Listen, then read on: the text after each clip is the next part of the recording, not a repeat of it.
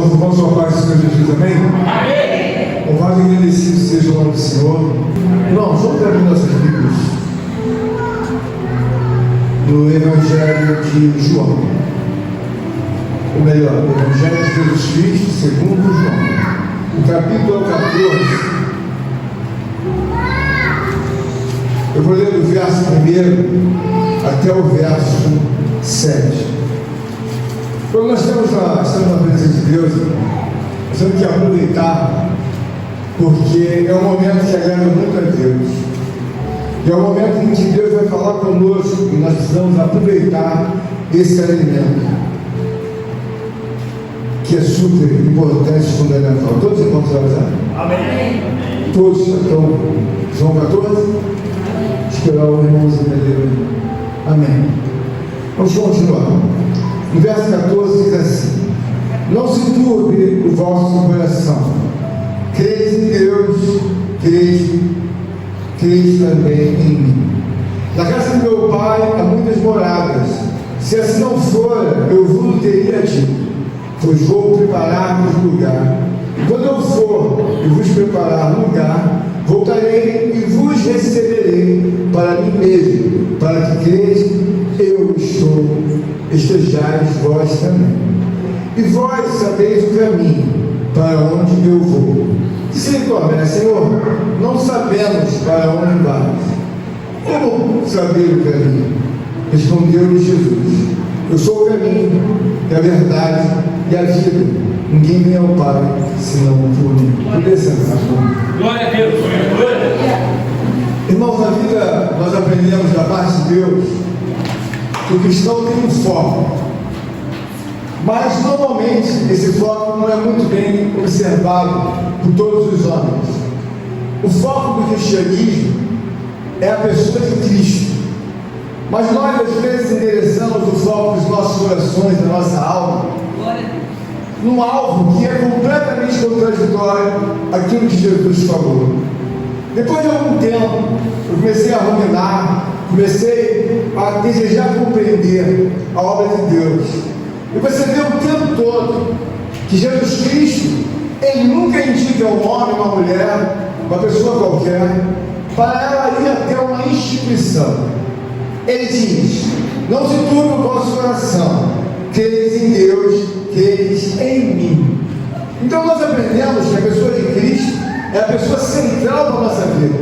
Mas em muitos momentos nós não focamos como deveríamos focar a nossa vida 100% na pessoa de Jesus Cristo. Ou melhor, 150% na pessoa de Jesus Cristo. E isso é uma coisa muito comum entre os homens. E isso carece de quê? A palavra está aliada em que os discípulos vão se separar da pessoa de Jesus. Ele está às portas da morte, ele está à porta de ser preso, de ser crucificado, ele está à porta, na verdade, de ser levado à morte de cruz. Então ele diz aqui, porque percebe o clima em que os discípulos ficaram naturalmente, abalados, entristecidos, amuados. E alguém vai dizer: poxa, ele estava conosco hoje, mas agora está chegando a hora da sua morte, está chegando a hora em que ele vai ser preso, crucificado. Os discípulos começaram a não ter mais equilíbrio. O que acontece conosco nos dias de hoje é que nós às vezes não entendemos o significado dessa pessoa de Jesus Cristo em nosso meio. Nós observamos que a pessoa de Jesus Cristo, ela traz um emocional para o homem, que traz uma obra, uma obra divina de Deus. Você quando respira, você respira naturalmente o oxigênio e outros gases talvez que venham misturados. A gente nem sabe a colocação, se a ciência tem ou não a revelação, mas nós respiramos. E quando nós respiramos, nós vemos notoriamente que há um poder de Deus para nos trazer todo o tempo a necessidade do oxigênio para que nós possamos ter vida. E nós olhamos aqui para essa palavra, nós vemos um ambiente, um clima em que os discípulos estão abalados. E não obstante a nossa vida, no dia a dia, é muito comum um de nós, qualquer um de nós aqui, ficar com o emocional abalado. E nós vemos aqui então Jesus falando para os discípulos: não se turbe o vosso coração, credes em Deus, credes também em mim. E aí era uma obra que nós olhamos, começamos a ver o porquê do resultado tão grandioso, o porquê dos comentários tão grandiosos, gigantescos. Cada um dos irmãos disparou, naturalmente, uma mensagem. O que nós vemos, irmãos? O que há entre nós é um trabalho de um Deus, não é um trabalho de um homem. Quando você olha para a realidade desse momento dos discípulos, eles estão completamente abalados. Mas aqui a própria palavra está dizendo, em Jesus Cristo, não se turbe o vosso coração. Crente em Deus e crente também em mim. Irmãos, o crer é uma coisa que nós sabemos que é fundamental. Mas nem todo mundo consegue crer. Nem todo mundo consegue entender a pessoa de Deus, a pessoa de Cristo, sabe? A liderança do Espírito Santo. As pessoas, elas imaginam que elas entrarem em qualquer igreja já resolveram a vida dela. Em nenhum momento, na recomendação sagrada de Deus, Jesus Cristo fala, entra nessa igreja, entra nessa outra. Ele nunca falou isso. E aqui ele está dizendo, não se turbe o vosso coração, está falando para os apóstolos. Credes em Deus e credes também em mim. Eu comecei a ver que a pessoa de Jesus Cristo ela é totalmente poderosa para poder reconstruir qualquer que seja a situação emocional que nós tenhamos.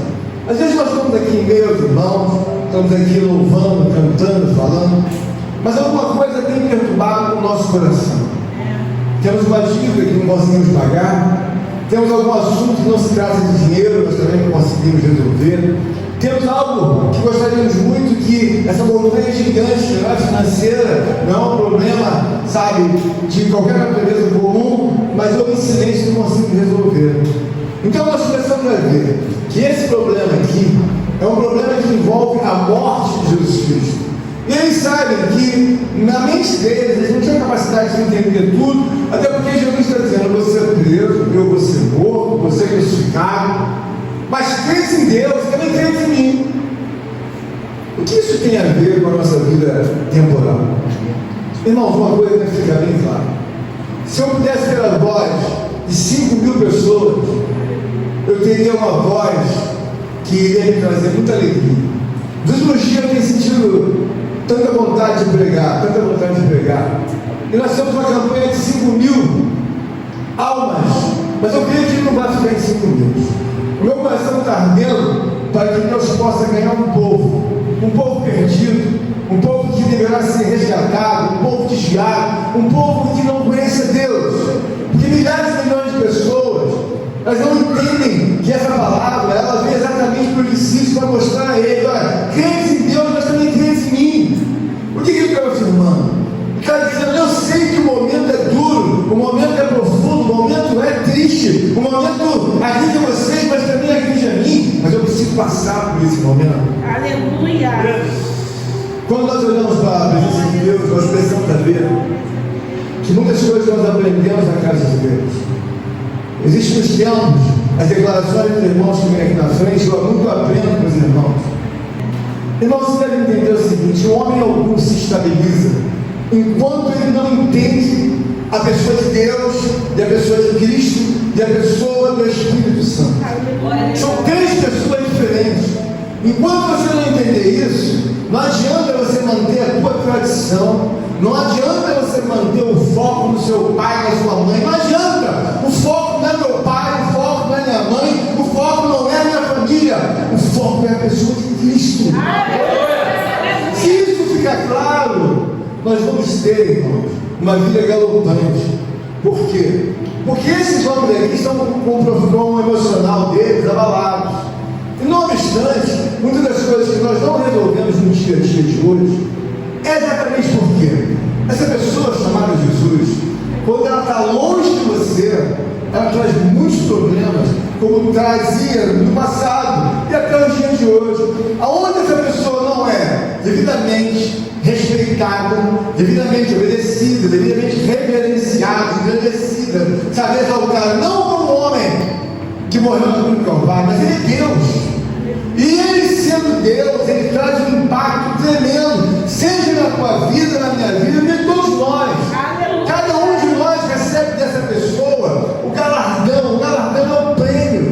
E segundo a comunhão que você tem com ele, você recebe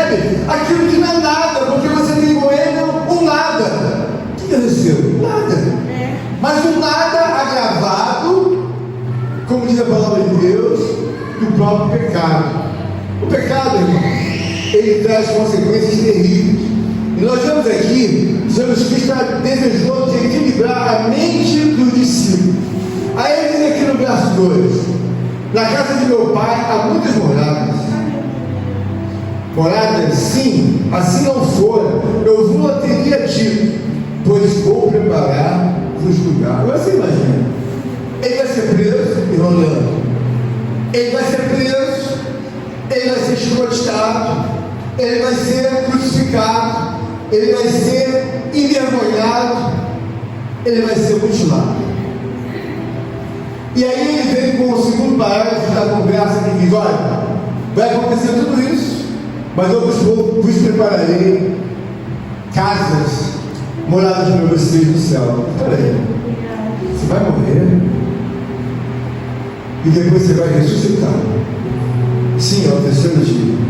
Mas além disso, depois que acabar toda a obra, eu vou preparar para vocês a casa no céu.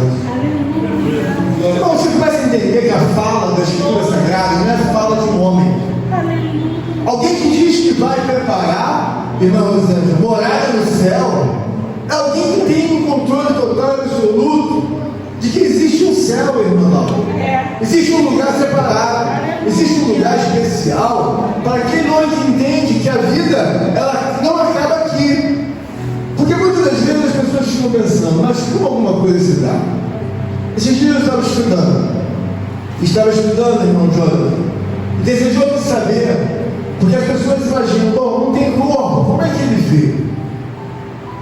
O apóstolo Paulo tem uma palavra, se eu não me engano, em 1 Coríntios capítulo 14, ele fala assim: conheço um homem que foi ao mais elevado dos altos céus, não sei se no corpo ou fora do corpo, e ouviu coisas inefáveis que a nenhum homem é permitido ser envolvido.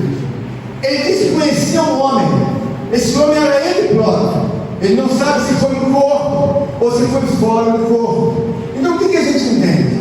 Que mesmo a pessoa estando fora do corpo, em espírito e verdade, a pessoa vê todas as coisas. Aleluia! E aqui na palavra de Deus está mostrando bem claro que Jesus está fazendo um discurso para que eles possam se acalmar, irmã Flávia, para que eles possam se aquietar, para que eles possam entender que o reino de Deus é muito mais sólido do que o mundo real. E nós, quando estamos na casa de Deus, ainda que isso seja uma coisa falada, muitas das vezes nós não compreendemos.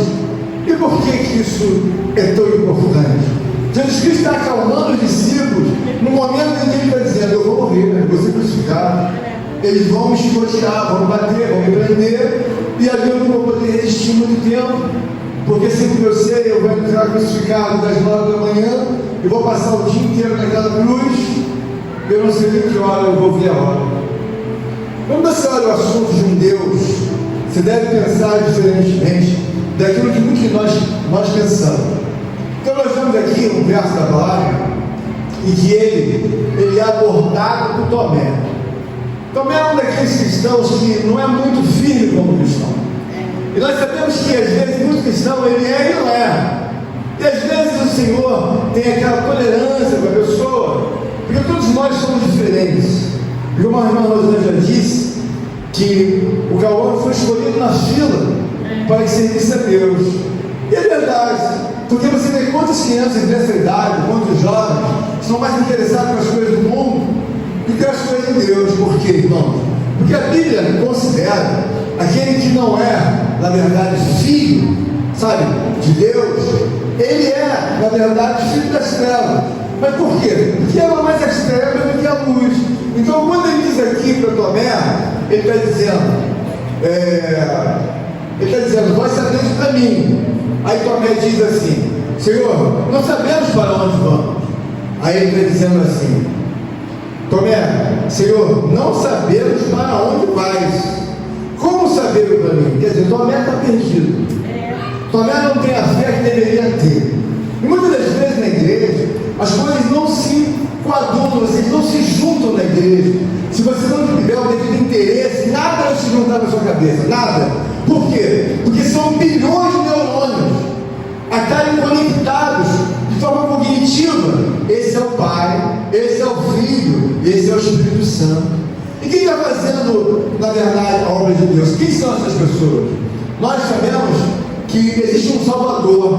O Salvador, ele não obstante é um homem, ele é um Deus. Então ele é o Salvador, ele é o Redentor, ele é o Libertador. Então não há nenhuma mente, na verdade, acima dessa pessoa que é o Salvador Jesus Cristo. Mas quando você fala Salvador, as pessoas pensam que é um homem. Não, ele não é um homem, ele é um Deus. E os discípulos aqui estão ouvindo a voz de Deus. Tanto é que na Escritura Sagrada, no capítulo aqui, como eu falei, do verso 6, Jesus respondeu a Tomé. Respondeu-lhe Jesus: eu sou o caminho, a verdade e a vida. Ninguém vem ao Pai senão por mim. Irmãos, tem coisas que nós ainda precisamos digerir, que não são coisas fáceis de nós entendermos prontamente. Quando nós vamos para a palavra de Deus, nós devemos entender o seguinte: Jesus Cristo está dizendo que eu sou o caminho, a verdade e a vida, irmão Eduardo.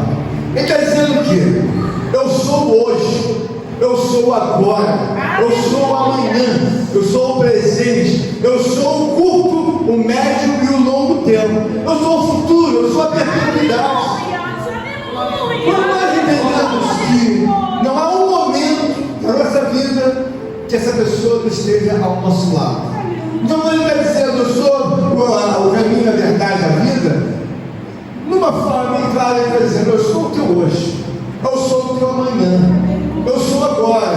E quando você não tem nem o hoje, nem o agora, nem o amanhã, você fica completamente preocupado. Isto é, se você tiver noção do que essa pessoa faz na vida da gente quando a gente não serve ela adequadamente.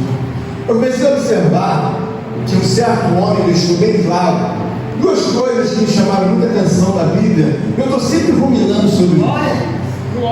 Há uma palavra que diz que o homem ficou num tanque de Betesda por 38 anos. E aí alguém perguntou: por que esse homem ficou 38 anos? Qual é a causa desse homem ter ficado aí paralítico ao lado desse tanque? E aí Jesus, quando fez a obra de cura da vida desse homem, Jesus disse, respondendo para os demais: qual foi a causa, Senhor? Pecado. Aquele homem ficou 38 anos paralítico ao lado de um tanque de Betesda e nunca conseguiu sair. Então eu estive vendo que isso não sai da minha cabeça. 38 anos. E as pessoas às vezes não se dão conta da importância da pessoa de Jesus Cristo. Ele está deixando aqui uma declaração de um Deus: eu sou o caminho e a verdade e a vida. Ninguém tem o Pai senão por mim. Nós devemos entender, irmãos, que quando Jesus fala essa palavra que eu acabei de recitar, ele está dizendo: eu sou o seu tudo, eu sou a sua salvação. Se você não me tiver da tua vida, a sua vida vai à ruína. Mas pastor, mas como vai à ruína? Irmãos, a vida não consegue andar para frente. A vida não evolui. A vida toda hora tem milhões de problemas só para desembaraçar. O que eu sou? Especialista em desembaraçar problema. Não acaba o problema. Por que não acaba, meu Flávio? Porque essa pessoa está no meio. E essa pessoa é o meu hoje, essa pessoa é o meu agora, essa pessoa é tudo para mim, no sentido da própria palavra. Quer dizer, eu sou o caminho, a verdade, a vida. O que eu sou? Eu estou no teu meio. Se você me negligenciar, você já paga de graça, sabe? Pela sua própria vida, com a sua própria vida. Por quê, irmão? Porque o controle de Deus é um controle total e absoluto. Sabemos que quando nós dirigimos um carro, ninguém vai andar pela rua com um carro sem freio, porque você sabe que vai bater em alguém.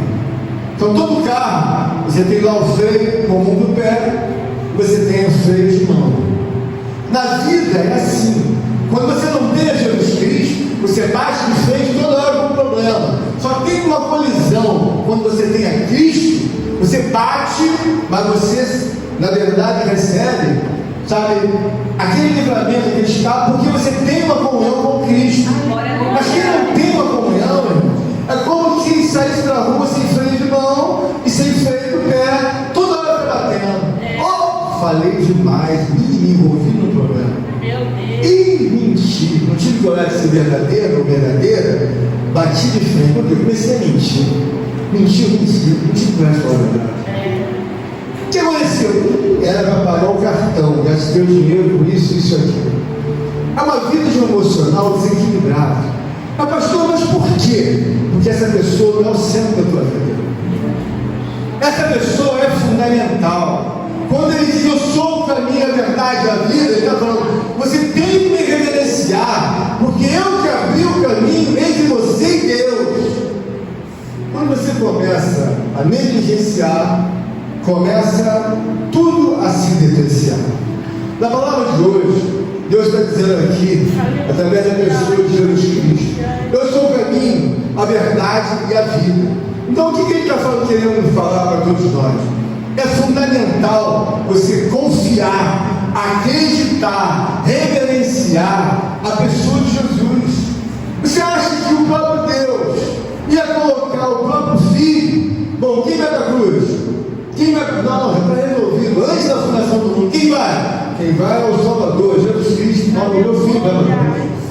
A Bíblia fala em Efésios, capítulo 1, se eu não me engano, verso 4, que antes da fundação do mundo, esse assunto da pessoa de Jesus Cristo é resolvido.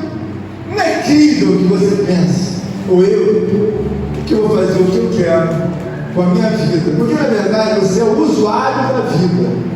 Tem um corpo, tem uma alma e tem um espírito. Você é o usuário, você usa o corpo, você usa a alma e você usa o espírito.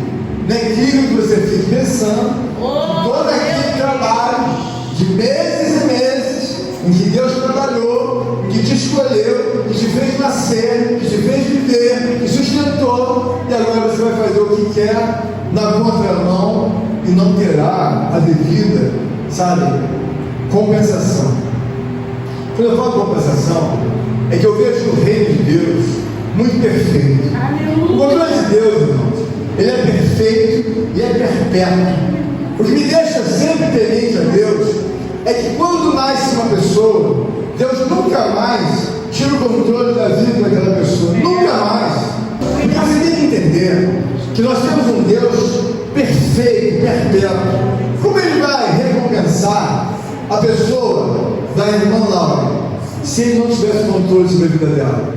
Como a irmã Laura vai ser recompensada? Como ela vai ser, em alguns momentos, penalizada? Como ela vai ser, na verdade, orientada se ela não está em Cristo? Não tem como fazer isso. E por que isso é importante nós olharmos para isso, irmãos? Nós vemos que algumas coisas têm que ficar bem claras. O fato é que se Satanás tivesse, sabe, um controle de tudo e de todos, ele não teria sido expulso dos céus. Por que ele foi expulso, irmão José? Porque ele nunca controlou nada. Você imagina alguém que faz uma rebelião, irmã, se rebelou contra Deus, queria ser igual a Deus, mas Deus falou, aqui não, amigo, aqui tem controle. Aqui tem controle e controle soberano e perpétuo. Não adianta você querer subir, não adianta os anjos rebelados.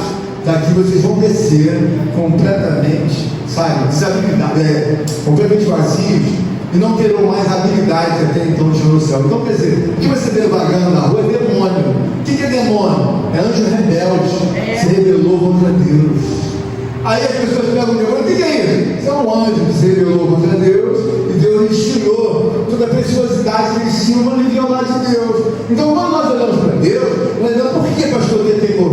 Irmãos, nós tivemos um louvor que o nosso amado irmão, querido companheiro, que não me tocou. Quando o Espírito de Deus sopra, ele faz você ver as coisas com outros olhos. Eu quero que você olhe para a pessoa de Deus, não olhe para mim, olhe para a pessoa de Deus e fica assim.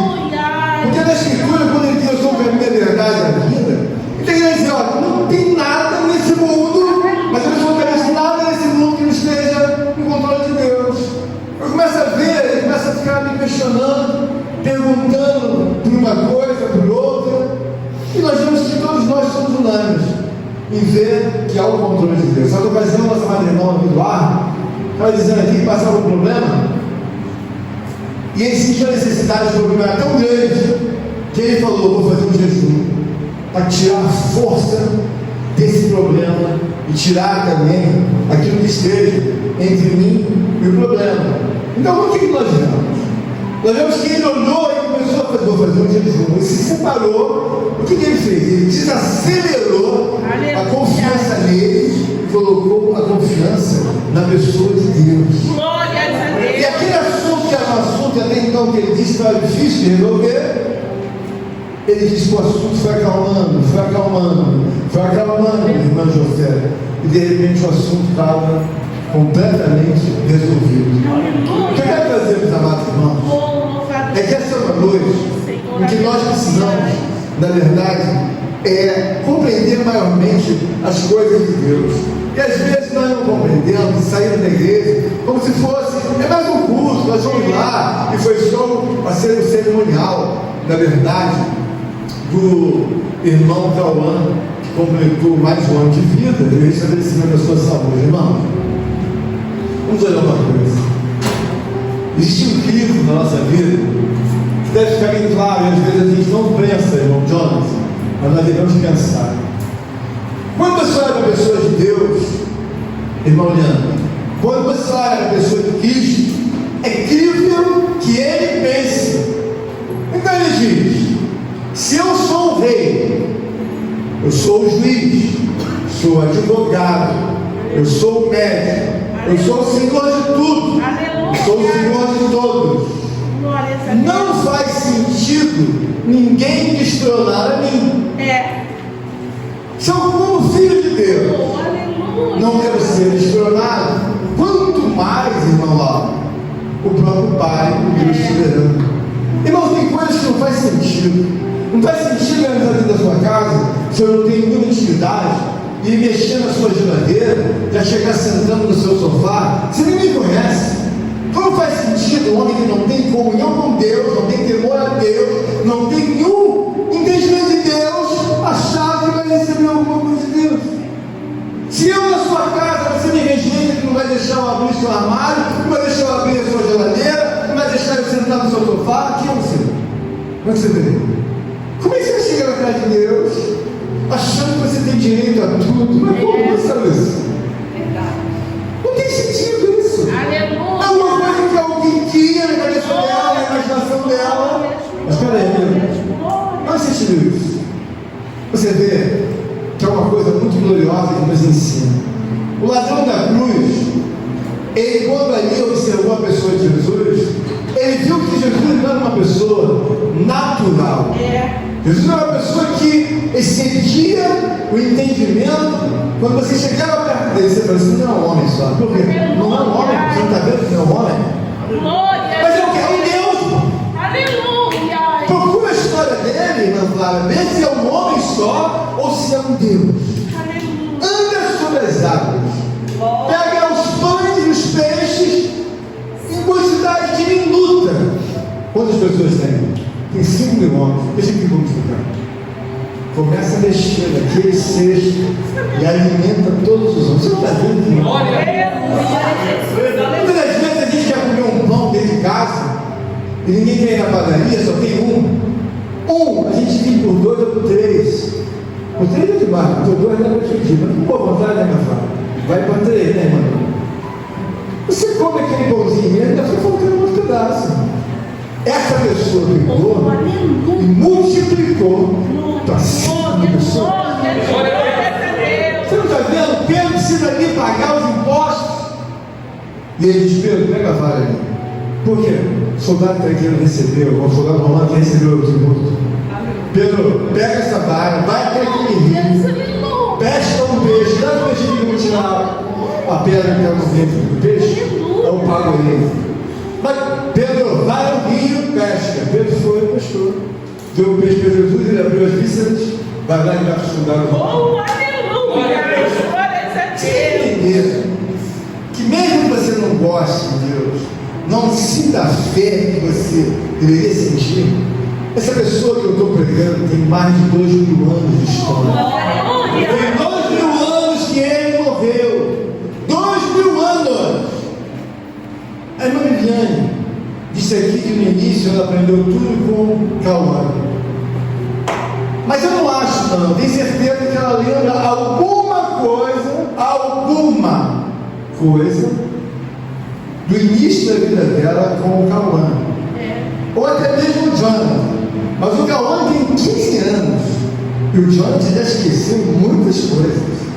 Se alguém chegar, Jonathan, conta como foi toda a vida do Cauã no primeiro ano. Mas hoje tem 15 anos. Eu lembro alguma coisa, mas tudo não. Mas Jonathan, peraí. Só tem 15 anos. Ué, pastor, mas eu não lembro tudo. Faz sentido você olhar para uma palavra como essa, que tem mais de 2000 anos. 2000 anos. E vai um homem, prega a palavra. E vai outro homem, prega a palavra. E geração vem ouvindo essa palavra. O que Deus quer nos mostrar é que quando você tem a convicção da pessoa de Cristo, você olha para uma igreja, olha para outra, eu consigo ver claramente o que tem a Deus e o que não tem. Mas como, pastor? São centenas de igrejas. Tem igrejas que Deus nunca passou nem na porta. E na maioria delas, Ele nunca nem entrou ali. Por quê? Porque o foco que está escriturado na palavra não é a igreja que tem 200 anos, 300, 400. Não é a igreja. O foco é essa pessoa. Aleluia! Essa pessoa, não é a igreja. Por isso que muita gente fica anos na igreja. Onde você está? Está perdido. Por quê? Porque o foco não é a igreja. Aleluia! O foco é a pessoa de Jesus Cristo. Então ele diz aqui bem claro que, na verdade, eu sou o caminho. Eu sou a verdade, eu sou a vida. O que eu sou? Eu sou tudo da sua vida. Você não está vendo que eu ponho você lá no alto, recompenso você, curo você, salvo você, enriqueço você, mas também eu ponho você lá embaixo, empobreço você, adoeço você, faço você ter todo o transtorno. Mas por quê? Porque a lei de Deus, Aleluia! ela é para você cumprir o que está escrito aqui. Glória a É uma coisa você chega numa delegacia e o delegado pergunta para o investigador: o que houve aí? Aí a pessoa quer falar, só fala. Aí o investigador vai lá e diz assim: olha, o que aconteceu com ele, que ele fez isso, roubou, teve um roubo, seguido de morte.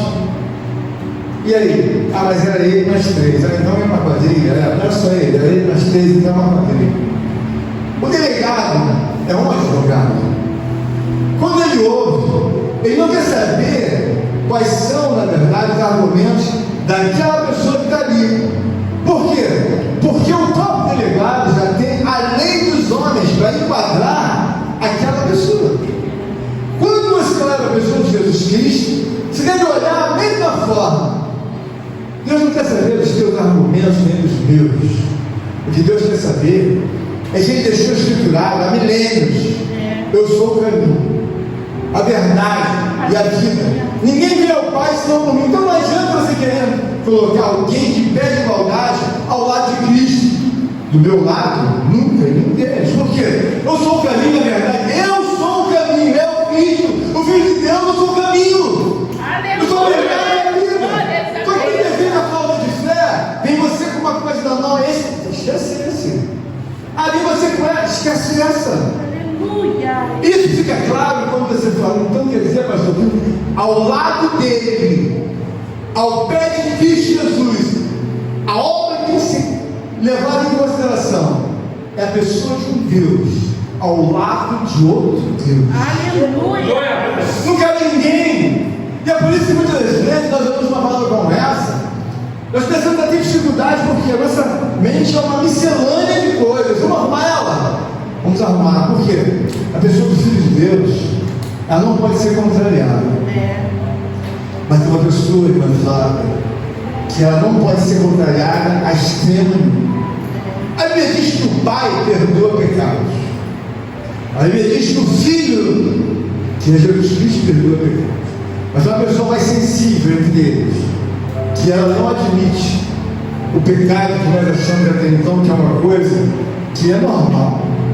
Pecado não é uma coisa normal. Não é normal você botar uma pessoa para dentro da cadeia porque ele roubou, porque ele matou. Não é normal, mas é um lugar lá que a sociedade coloca ele até que ele pague pague, sabe, a penalidade dele, para poder ser reintegrado novamente na sociedade.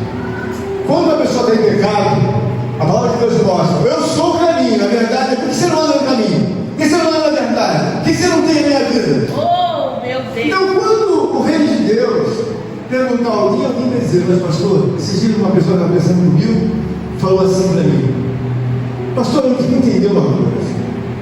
Já vou acabar. Eu não entendo isso. Um homem matou, uma mulher foi prostituta, o outro estuprou, o outro assaltou e o outro esfaqueou. Aí alguém diz que ele é ex-traficante, ex-assaltante, ex-homicida.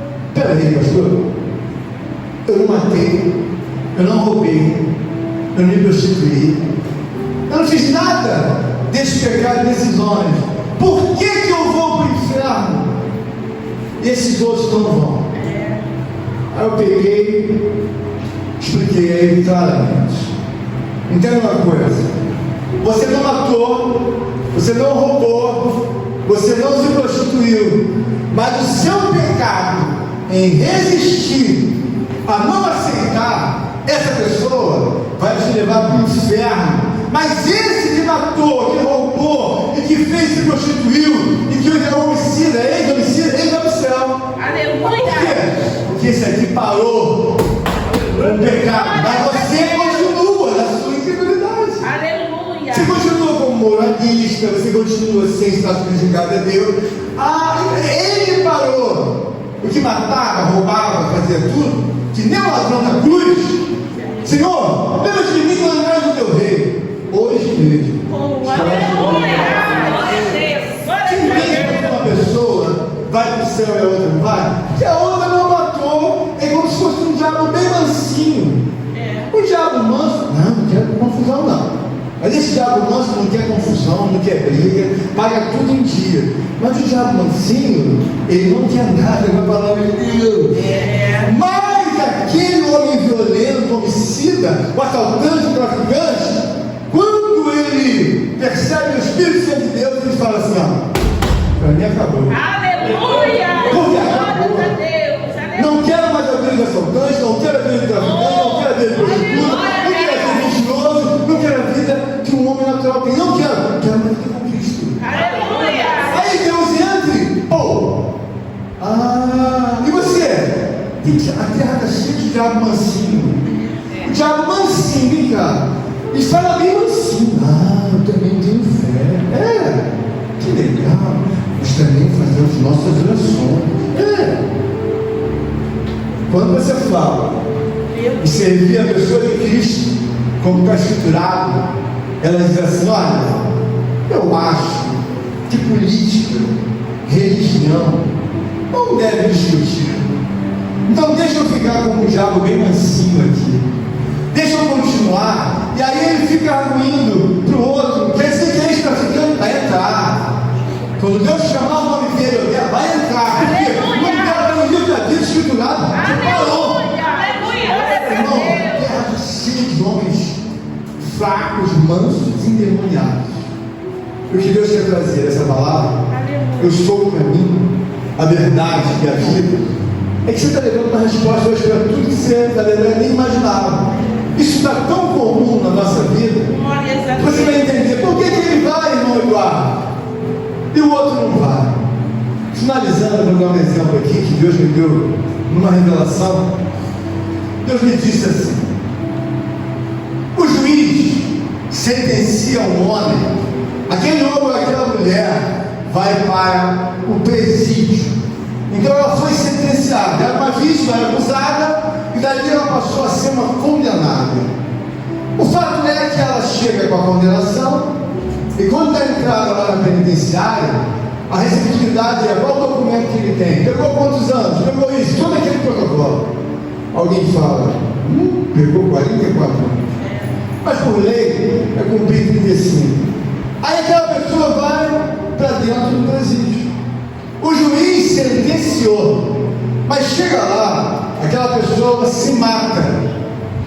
Que culpa tem o juiz que ela morreu dentro daquela cadeia? o juiz apenas sentenciou. Que culpa tem Deus se Ele está dizendo, eu sou o caminho, a verdade e a vida? Se você não quer o caminho, você não quer a verdade, você não é a vida, nem quer a vida. O que Ele tem culpa? Ele vai dizer o seguinte: o que é? Para salvar ou para queimar? Não, Senhor, nunca andou nos seus caminhos. Muito pelo contrário, odiava a tua palavra. Todas as vezes que falava desse respeito do Senhor, da pessoa de Cristo, irritava, dava como se fosse uma repulsa. Aí você olha, que culpa há em Deus? Ele abriu o caminho, a verdade e a vida em Jesus Cristo. Aleluia. Você vê que Deus é tão perfeito. Se Deus está isentando aquele juiz na vida daquela vítima que foi condenada lá, aquele réu foi condenado, Deus falou: o que o juiz fez? Ele condenou, ele estava na certeza da profissão dele. Agora, se o Estado não ofereceu condições para guardar aquele homem lá, isso não é problema do juiz. Agora, nos céus, tem a pessoa de Cristo, e ele está querendo dizer: olha, vocês estão cobertos. Por quem? Porque eu sou a verdade, eu sou o caminho e a vida, está no nome da graça. Aleluia.